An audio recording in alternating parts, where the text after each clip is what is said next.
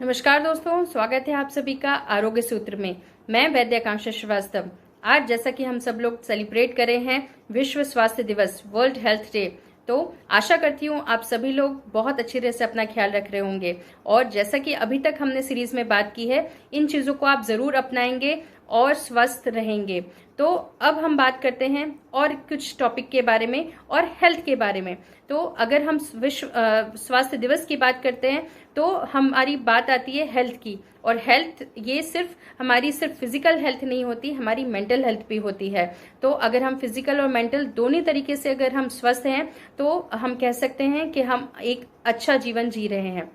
क्योंकि आजकल mental health से रिलेटेड भी बहुत सारी चीज़ें ऐसी हैं जो वुमेन्स में देखने के लिए मिलती हैं। अगर हम बात करें अपने हेल्थ के बारे में तो मैं ज़रूर आपको बताना चाहूँगी कि आयुर्वेद की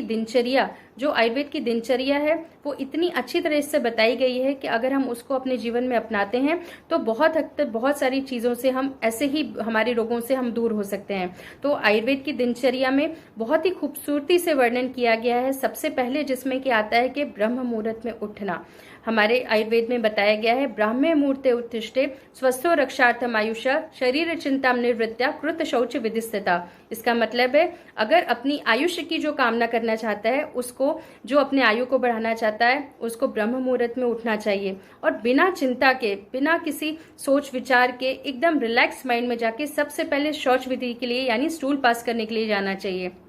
तो आयुर्वेद की खूबसूरती देखिए, एक कितनी छोटी छोटी चीज़ों को उन्होंने इतनी अच्छी तरह से बताया गया है। और इसके बाद फिर अगर हम बात करते हैं तो फिर हमारे आगे बताया गया जाता है दंत धावन की। दंत धावन में भी बहुत छोटी सी चीज़ें होती हैं। आजकल हम लोग अलग अलग तरीके के पेस्ट यूज़ करते हैं, लेकिन आयुर्वेद में पर्टिकुलरली कुछ ऐसी औषधि द्रव्यों के द्वारा दंत धावन करने के लिए बताया गया है जिससे आपके ओरल डाइजेशन के साथ साथ आपका डाइजेशन प्रोसेस इतना अच्छा हो जाता है और हाइजीन, ओरल हाइजीन बहुत अच्छी तरह से मेंटेन होती है। और बहुत सारे रसों जो हम डे टू डे लाइफ में हम नहीं इंक्लूड कर पाते हैं, जैसे मैंने षड रसात्मक आहार के बारे में बात किया है, वो रस हमको मिलने से हमारी डाइजेशन पावर बहुत अच्छी होती है। फॉर एग्जाम्पल, कई लोग जानते हैं कि हम नीम की दातुन करते हैं, लेकिन नीम की दातुन करने से क्या होता है, आज के टाइम में हम ब्रश, इन सारी चीज़ों के मीठे टेस्ट के पेस्ट की बात करते हैं, लेकिन इस चीज़ों का अपना आयुर्वेद में अलग महत्व बताया गया है। दंत धावन से लेकर आयुर्वेद में हर एक चीज़ों का छोटा छोटा वर्णन किया गया है कि किस तरीके से जीवा निर्लेखन यानी कि टंग क्लीनर के लिए भी आयुर्वेद में इंपॉर्टेंस बताया गया है कि हर एक चीज़ों को किस रूटीन में हमको करना चाहिए। टंग क्लीनर करना है, अंजन करना है। आयुर्वेद में आंखों के लिए अंजन बताया गया है जो कि हमेशा करना चाहिए, क्योंकि आयुर्वेद में कफ इस दोष से हमारे बहुत सारे मैक्सिमम आंखों के दोष होते हैं। तो आंखों के लिए अलग तरीके के अंजन करने के लिए बताया गया है। उसके बाद उद्वर्तन, अभ्यंग इस तरीके से करने के लिए बताया गया है। अभ्यंग का मतलब होता है मालिश करना, तेल की मालिश करना, और उद्वर्तन का मतलब होता है कि जैसे हम लोग बॉडी में स्क्रबिंग करते हैं उस तरीके से करना। व्यायाम का बहुत इंपॉर्टेंस हमारी दिनचर्या में बताया गया है और व्यायाम किसको कितना करना चाहिए, कब करना चाहिए, ये सारी चीज़ों का डिस्क्रिप्शन दिया गया है। व्यायाम यानी एक्सरसाइज जो है वो हमारे आयुर्वेद में कभी भी ये नहीं बताया गया है कि खाना खाने के बाद करनी चाहिए। एक्सरसाइज आपको हमेशा खाली पेट करनी चाहिए, जैसा कि हमेशा बताया जाता है। तो एक्सरसाइज का भी, व्यायाम का भी अपना एक अलग रोल होता है। तो योगा, आसन, प्राणायाम, इन सारी चीज़ों को आप अच्छे ट्रेनर से, अच्छे आयुर्वेदिक जो भी हमारे योगा ट्रेनर हैं या आयुर्वेदिक डॉक्टर से इनकी सलाह लीजिए और अच्छी तरीके से जो भी तरीके से आसन बताए जाते हैं, योगा प्राणायाम बताया जाता है, उसको सही तरीके से करिए। और व्यायाम जो भी और हम एक्सरसाइज जो भी बताई जाती है वो बताई जाती है अर्धशक्ति, यानी हमारी जितनी कैपेसिटी होती है उससे आधी कैपेसिटी तब जब पसीना आ जाए, जब हमारी बॉडी थक जाती है, इस पॉइंट पे रोक देनी चाहिए। आजकल ओवर एक्सरसाइज करने से भी इसके बहुत सारे ड्रॉबैक देखने के लिए मिल रहे हैं। अभ्यंग आयुर्वेद में बहुत इंपॉर्टेंट बताया गया है, जिसमें कि सबसे इंपॉर्टेंट होते हैं हमारे सिर में अभ्यंग होना यानी बालों में तेल लगाना, उसी के साथ साथ हमारे पैरों में तेल लगाना। ये बहुत ही इंपॉर्टेंट होता है क्योंकि पैरों में जब हम तेल लगाते हैं उसका डायरेक्ट संबंध हमारे नेत्र की ज्योति से भी होता है। और इसी के साथ साथ हमारे आयुर्वेद में अभ्यंग के साथ साथ अलग अलग जो भी दिनचर्या के पॉइंट बताए गए हैं। स्नान का बहुत इंपॉर्टेंट बताया गया है कि स्नान आपको गर्म पानी से करना चाहिए कि ठंडे पानी से करना चाहिए। आयुर्वेद में हम दिनचर्या में हम लोग को बताते हैं कि जब भी आप स्नान करें तो हमारे जो नेक रीजन है उसके ऊपर कभी भी गर्म पानी पानी नहीं डालना चाहिए, क्योंकि ऐसा करने से आपके हेयर्स में, आपकी आईज में इसका इफेक्ट पड़ सकता है। तो ऐसे गर्म पानी से बिल्कुल हमारी ऊपर के पार्ट में नहीं डालनी चाहिए गर्म पानी, जिसका आपके बालों के ऊपर बहुत काफी इफेक्ट पड़ा है, क्योंकि आजकल हेयर लॉस के बहुत सारे पेशेंट्स ऐसे आते हैं। तो आयुर्वेदिक दिनचर्या में ऐसी और बहुत सारी चीजें हैं जिसको आपको समझना है और आप अपने डे टू डे लाइफ में उसको अपना सकते हैं। इसी के साथ अगर हम आगे बात करते हैं ऋतुचर्या की, हमारे आयुर्वेद में अलग अलग ऋतुओं के हिसाब से किस तरीके का आहार विहार करना चाहिए, क्या हमको खाना चाहिए, क्या अवॉइड करना चाहिए खाने में, किस तरीके से विहार यानी किस तरीके से रख रखाव बर्ताव हमको करना चाहिए, ये सारी डिटेल्स हमारी ऋतुचर्या में होती है। तो कई बार हम लोग देखते हैं कि जब भी सीजन चेंज होता है, कई पेशेंट्स में फीवर आ जाता है और ऐसी चीजें होती हैं कि जब भी सीजन चेंज होता है तो ये सारी जो भी बीमारियां होती है, कभी कभी पित्ती उछलना, ऐसे सिम्टम्स देखने के लिए मिलते हैं। पेशेंट बोलते हैं कि जब सीजन चेंज होता है तब हमको ऐसा देखने के लिए मिलता है। तो अगर आप ऋतुचर्या को समझेंगे, क्या चीजें क्या खानी चाहिए, क्या अवॉइड करनी, इन चीजों को अगर आप समझेंगे तो आपको ये सारी चीजें बिल्कुल नहीं होंगे।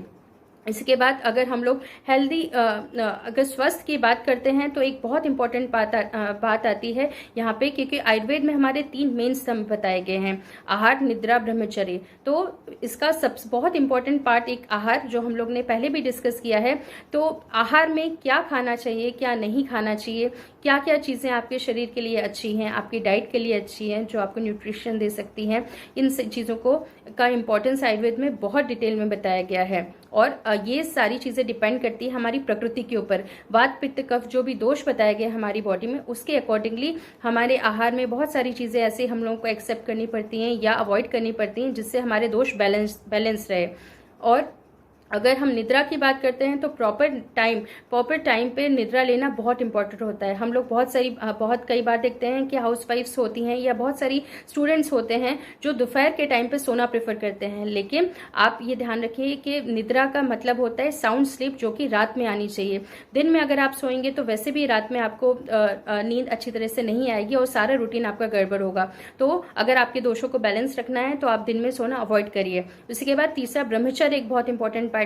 बताया गया, जिसको एब्स्टिनेंस कहा जाता है। तो ब्रह्मचर्य का अपना एक बहुत बड़ा इंपॉर्टेंस है, क्योंकि आयुर्वेद में जो लास्ट हमारी जो भी हमारी धातुएं बताई गई, रस, रक्त, मांस, मेद, अस्थि, मज्जा, शुक्र, जो इसमें जो शुक्र धातु होती है, इसकी हमेशा रक्षा करने के लिए बताया, क्योंकि यही आगे चल के ओज का निर्माण करती है, यानी हमारी बॉडी की इम्यूनिटी बनाती है। तो अगर आपकी बॉडी को अपनी इम्यूनिटी रखनी है, इसलिए आयुर्वेद में बताया जाता है कि जब भी कोई भी डिसीजेस होते हैं तो उसमें ब्रह्मचर्य का पालन करना चाहिए, यानी एब्स्टिनेंस, उस समय रिलेशनशिप नहीं रखना चाहिए, ताकि एक शुक्र दोष जो हमारे शरीर का है, जो आगे चल के कहीं ना कहीं ओज में परिवर्तित होने वाला है, वो हमारे बॉडी में संभल के रहे और हम अपने बॉडी में उसको एब्जॉर्व करके रख सके। इसके बाद अगर हम बात करते हैं, एक बहुत इंपॉर्टेंट पॉइंट वो है वेग, यानी कि जो मैंने आपको पहले भी बताया है, जो अर्जेस हमारी बॉडी में आते हैं, जो नेचुरल अर्जेस कहे गए हैं। आयुर्वेद में 2 तरीके के वेग बताए गए, एक धारणीय यानी जो हमको बॉडी में धारण करके रखने चाहिए, और एक होता है अधारणीय, यानी जो हमको कभी भी उसको रोके नहीं रखना चाहिए। तो अगर हम बात करते हैं अधारणीय वेग की, तो अधारणीय वेगों में जैसे पहले भी मैंने बताया है कि जैसे यूरिन जब भी आपको लगती है, मोशंस जब भी आपको आते हैं, तो इन चीजों को कंट्रोल नहीं करना चाहिए, क्योंकि इनका डायरेक्ट रिलेशन वुमेन सेल्स से होता है, क्योंकि कहीं ना कहीं गर्भाशय का संबंध आगे और पीछे जो भी हमारे ये ऑर्गन्स होते हैं, उस पर जब भी कोई इफेक्ट पड़ता है तो उसका रिलेशन हम देखते हैं कि उसका यूट्रस पे भी इसका इफेक्ट पड़ता है, और कई सारी बीमारियों को ये आगे चल के क्रिएट कर सकता है। और इसी के साथ साथ अगर हम बहुत सारी चीजें जो हमारी वेगों में जो आती हैं कि जिसको हमको रोकना नहीं चाहिए, जैसे कि हमको भूख लग रही है, हमको नींद आ रही है, आंसू आना, नीचे से गैस पास जो होती है उसको, या वोमिटिंग आना जिसको छर्दी बोला जाता है,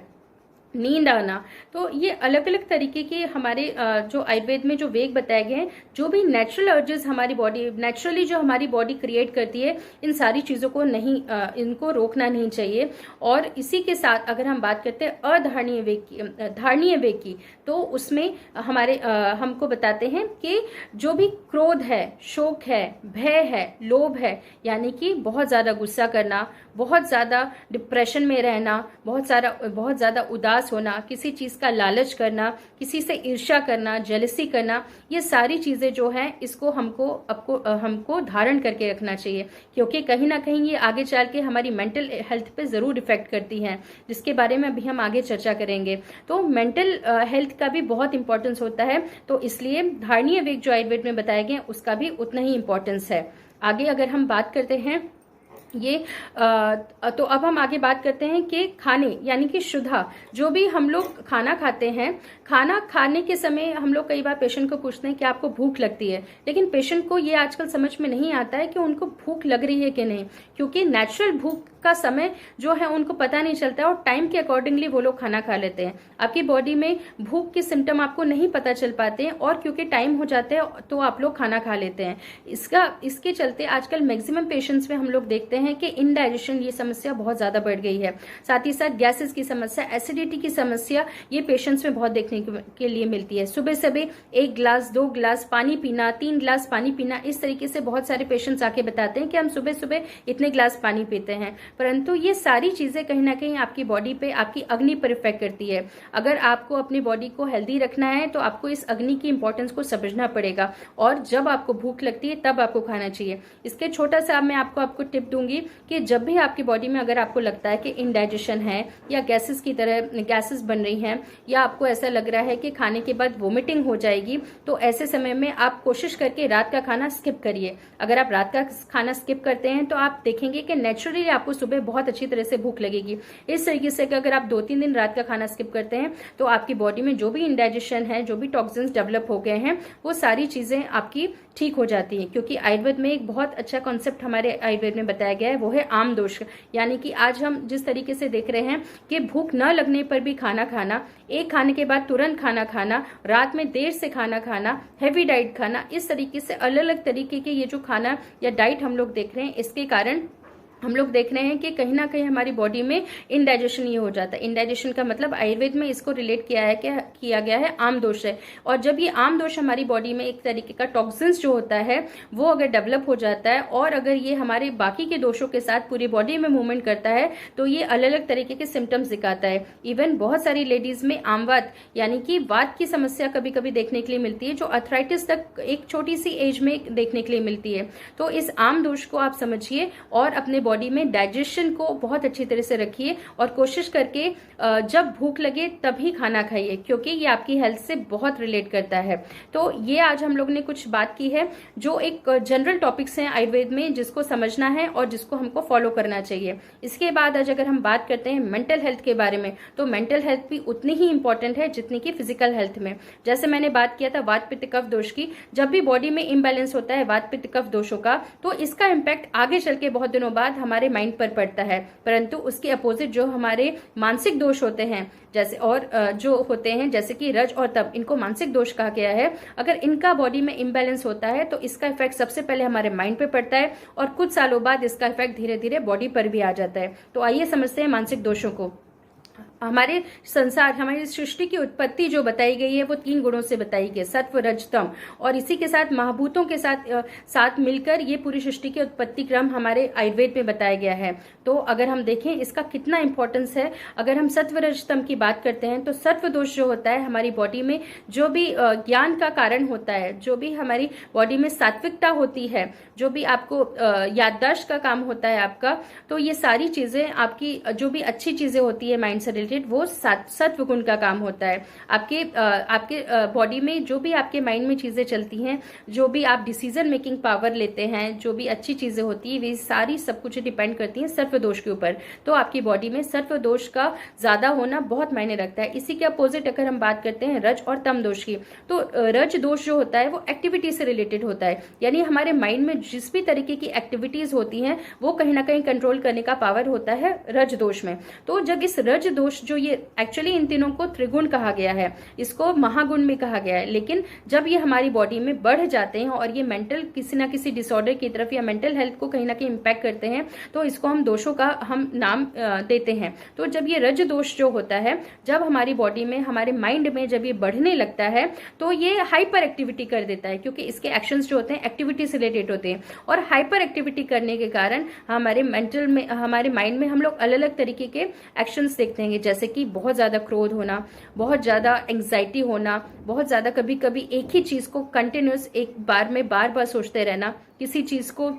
सहन ना कर पाना, कोई एक छोटी सी भी प्रॉब्लम होती है उसको हम लोग नहीं समझ पाते हैं और बहुत एग्रेसिव हो जाते हैं। तो ये अलग अलग तरीके के जो भी इम्पैक्ट्स होते हैं, जो एग्रेसिवनेस हमारी बॉडी में आती है, हमारे माइंड में हमको देखने के लिए मिलती है, हमारे एक्शंस में देखने के लिए मिलती है, इसका इम्पैक्ट कहीं ना कहीं रज दोष से होता है। अगर तम दोष की हम बात करते हैं, तो तम दोष हमारी बॉडी में बैलेंस का काम करता है, स्थिरता का काम करता है, तो ये कहीं ना कहीं रज दोष को बैलेंस करने का काम करता है। परंतु अगर ये दोष भी हमारे बॉडी में बढ़ जाता है, तो हमारी डिसीजन मेकिंग कैपेसिटी को हैम्पर करता है, हम डिसीजन मेकिंग नहीं कर पाते हैं, जिसको मूड व्यक्ति कहते हैं, जिसको समझ में नहीं आता क्या करना चाहिए क्या नहीं करना चाहिए। तो हम लोग देखेंगे, अगर हमारी बॉडी में इन रज और तम दोष का इम्बैलेंस होता है, तो हमारी मेंटल हेल्थ पे इसका बहुत ज्यादा इफेक्ट पड़ता है, और सारी डिसीजन मेकिंग कैपेसिटी हमारी जो भी होती है, और अलग अलग तरीके की जो भी हमारी माइंड से रिलेटेड डिसऑर्डर्स होते हैं, या जो भी हमारी फीलिंग्स होती है, इसको ये कहीं ना कहीं कंट्रोल करता है। चाहे वो डर लगना हो, चाहे वो क्रोध लगना हो, चाहे वो जेलसी हो, इस तरीके की अलग अलग जो भी आपको भावनाएं आती हैं,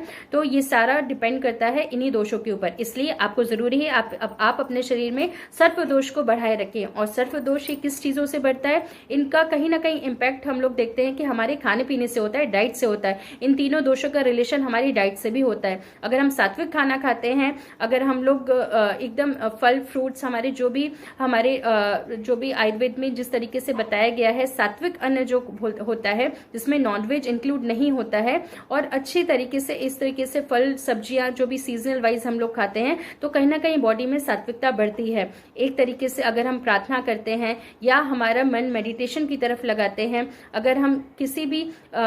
मेडिटेशन के रूप में या अपने माइंड को शांत रखने की कोशिश करते हैं, तो ये सारी चीजें हमारी सात्विकता को बढ़ाती हैं, हमारी डिसीजन मेकिंग पावर को बढ़ाती हैं। उसी के अपोजिट अगर हम खाने में बासी खाना, या अगर हमको बहुत ज्यादा नमकीन, नमक वाला, मिर्च मसाला, बहुत ज़्यादा नॉन वेजिटेरियन खाना, और हमेशा ये ऐसा तामसिक अगर पदार्थ हम खाते हैं, तो हमारे बॉडी में तम गुण बढ़ता है, और हमारी बुद्धि होती है, वो कहीं ना कहीं हमारी डिसीजन नहीं मेक कर पाती, और हमको सोचने समझने की शक्ति कहीं ना कहीं वो कम होती जाती है। तो इसलिए आपको ज़रूरी है आप इन तीनों दोषों के बारे में समझें, और अपनी फिजिकल हेल्थ और मेंटल हेल्थ, इन दोनों को सही तरीके से रखें, क्योंकि आपकी हेल्थ ही आपके लिए, अपने परिवार के लिए सब कुछ है। तो वुमेन्स हेल्थ इस सीरीज में इसी चर्चा को हम लोग फिर आगे बढ़ाएंगे किसी नए टॉपिक के साथ। तो इस वर्ल्ड हेल्थ डे में आप अपना बहुत अच्छी तरह से ख्याल रखिए और आयुर्वेद को जरूर अपनाएं। तो थैंक यू सो मच।